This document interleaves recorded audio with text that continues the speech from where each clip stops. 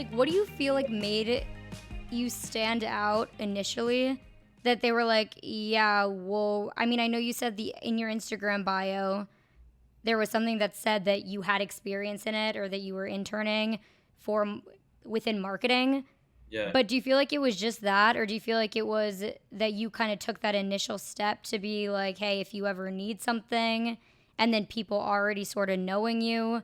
Like for people listening that maybe, I don't know, have a harder time possibly like putting themselves out there, what's a tip that you would just say has made it so that you can just continue to progress or even like get your name out there in the first place?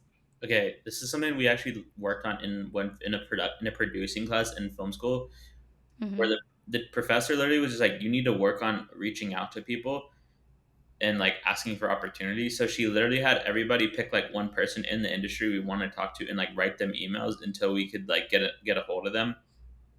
And what that taught me was that people like really do want to help, and we also have a direct line of communication with pretty much anybody in the world now.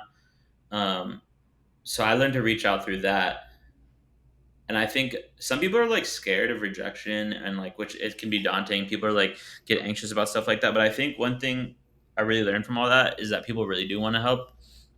Yeah. Not everybody's gonna like offer you a job, but people will like game you up. Like if you ask for like 5 minutes of somebody's time and just ask them questions, like they'll help you. And I think people have like pretty good intentions around that. So if they like you, they might like help you further. But I think just making that initial contact with no expectations is really helpful.